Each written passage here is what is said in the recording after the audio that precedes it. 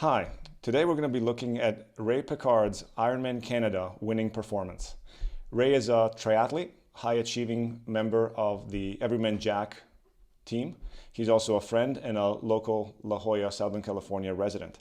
He recently raced Ironman Canada in Whistler, and he won first overall, beating everybody else, including the female pros. This race had no male pros, but still, that is quite the feat. Today we're going to look at his data and try and get some idea of how, using this data, we can point other amateurs to their best performance on race day. To start with, here we have the summary statistics for Ray's bike split. To remind you, this is an Ironman bike split that includes over 8,000 feet of climbing, so it's not the fastest course, but still Ray clocked a 4:49 bike split, averaging 250 watts with a normalized power of 267 watts.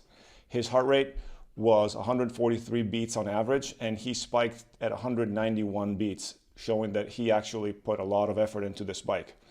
His threshold at race day was estimated at 330 watts, and his threshold heart rate was 174 watts. So when you compare his averages to his threshold, you can see that he indeed pushed pretty hard. His intensity factor, normalized power divided by threshold, was 81% or 0.81, which is in the pro level.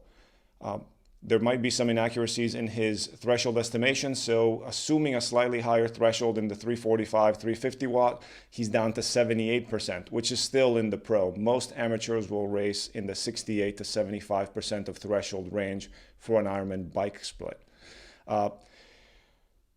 His heart rate was 82% of threshold, which was square in the bottom of zone 2, which shows that he is cardiovascularly very, very fit and ready to race.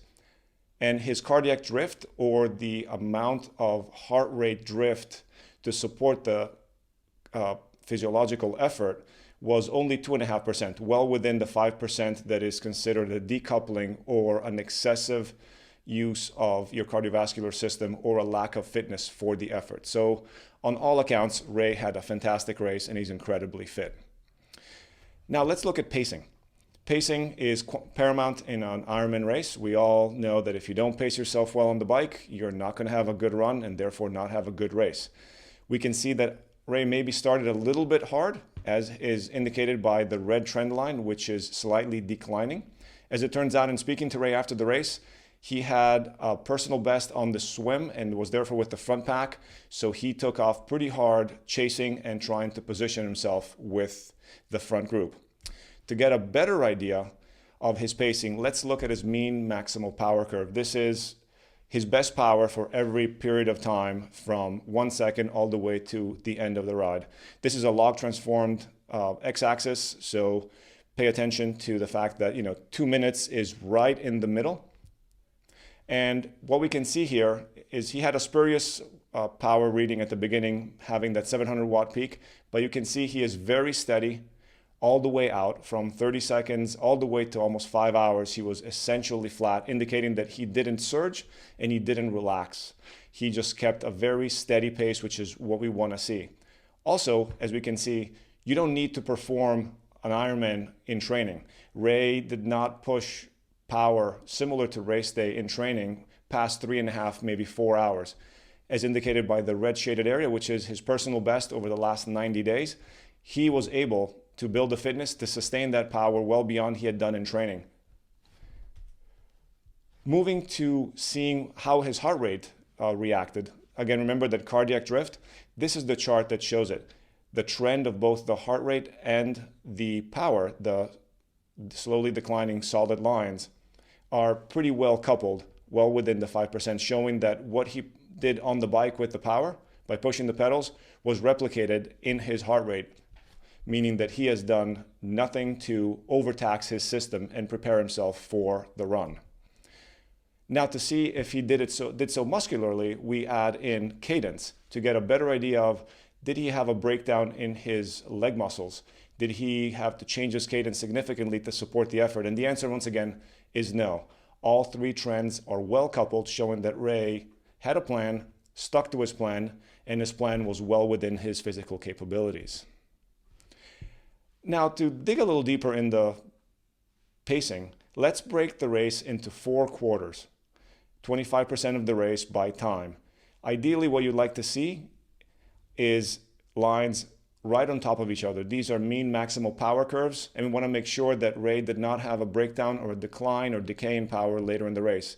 As you can see, the early 5 and 10 seconds, there's some difference, but as time goes on where it counts, Ray was spot on. He was doing the same thing on the first quarter as he was doing in the last quarter. Another way to look at this is to see the percent decline versus the entire race for the fourth quarter to see if he indeed maintained. As we can see, he climbed to about 10% power decline and peaked towards the end, but that is normal and well within what one would expect in an Ironman race. Overall, this is confirmation that Ray paced himself very, very well compared to what his body was acclimated to doing in training. Now for a slightly more complex chart. This is what we call a quadrant analysis, and it tries to take into consideration how you generate your power. Power is generated by both how hard you press on your pedals, as well as how fast you turn those pedals over. So on the x-axis, we have cadence. On the y-axis, we have torque, or how hard you push on the pedals. Depending on how you generate your power, you're going to have a different physiological response and a different fatigue profile generating from it. If you use a big gear and use a lot of strength, you're going to be taxing your fast twitch muscle fibers who can generate more force, but also deplete glycogen at a much faster rate, and they'll recover very well. So ideally, what you want to see is most of your time spent in a relatively easy gear, not overspinning. Essentially in quadrant 3, the bottom left corner is where an Ironman racer would ideally want to spend 65 to 75% of their time.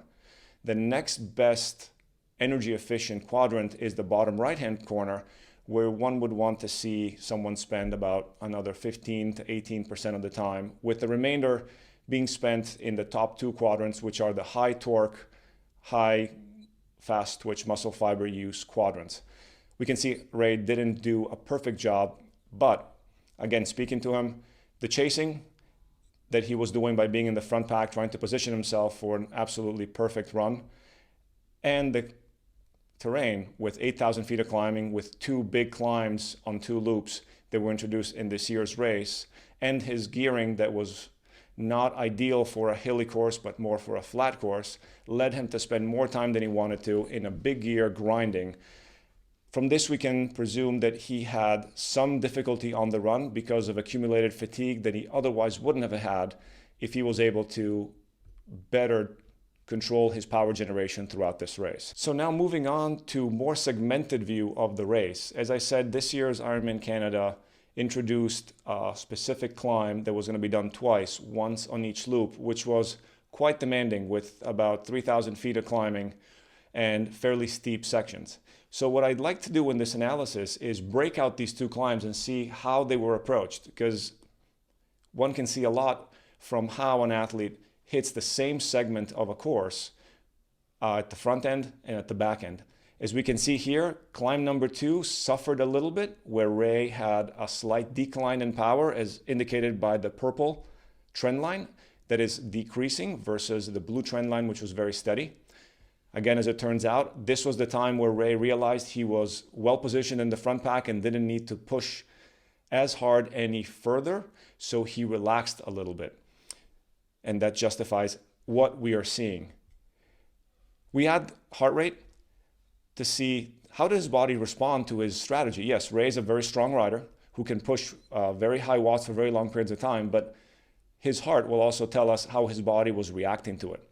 As you can see, the heart rate was fairly similar. The second climb, he was pushing a little bit harder until all of a sudden... As you can see, so we get the hand out of the... Oh. As you can see. As you can see, the heart rate for the second climb shot up a little bit as he was positioning his last few passes, and then drops dramatically. What we know now is he was using a wrist sensor on his heart rate, and that seems to be an anomalous heart rate reading, because then it continues to climb a little bit until we get back in line with the first climb. As you can see, towards the end of the second climb, his heart rate decreases gradually, which is more consistent with his account of the race, where he was no longer attacking and just sitting in and spinning up the hill. Once again, how did he generate power on these climbs? We can see, again, the narrative from Ray coincides. He clearly ground a big gear, more than he did on average throughout the entire race, but that is a function of his gearing, which was not ideal for a hilly course. That being said, the trends follow what we would expect. The slow, easy pedaling increased on climb number 2. His spinning at a high cadence decreased a little bit, and the big dramatic decrease in sprinting also reflects, 1, potential fatigue, and 2, the lack of need for positioning and passing. And in the high torque, low cadence grinding, he had a slight increase, which consistent with the fact that he was no longer passing, but just sitting in. Again, let's remember Ray is an incredibly powerful and muscularly gifted athlete who can suffer a high cadence or high torque, low cadence pedaling style much better than most of us can. It's not the chart I would advocate most people to generate when climbing in an Ironman. Another thing that we want to look at is, what did he do after the climbs? Because that is also very telling. This is a 2-loop course, so seeing how his body responded right before midpoint of the race and towards the end of the race will give us a good insight of how he is going to respond on the run. As we can see, power stayed relatively similar between the two segments. However, the heart rate was significantly different.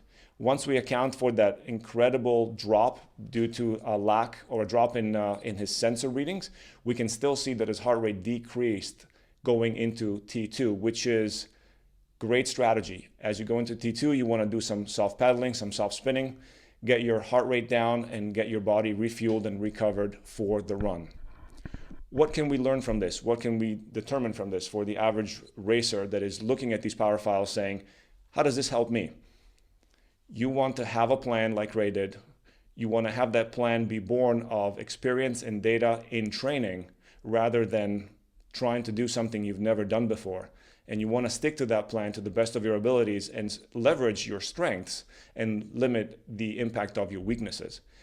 From what we see with Ray, he probably had a harder time than he otherwise would on his run. He is usually a 3-hour runner. He ended up with a 3-hour and 13-minute run here, which, although stellar for most of us, was not exactly what he was hoping for. So, Ray had a great bike split. 4:49, came up top 5. He wasn't aware of it, so he was chasing. He was fatigued from higher than normal torque, lower than normal cadence, which would indicate difficulty in maintaining a pace that he would want to hit on a normal Ironman. Well, this chart gives us the answer. His pace decreases throughout the race.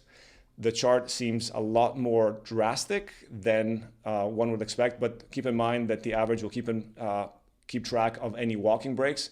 And as you can see, the vertical lines hitting the bottom of the graph are the walking breaks, and he had more as the race progressed.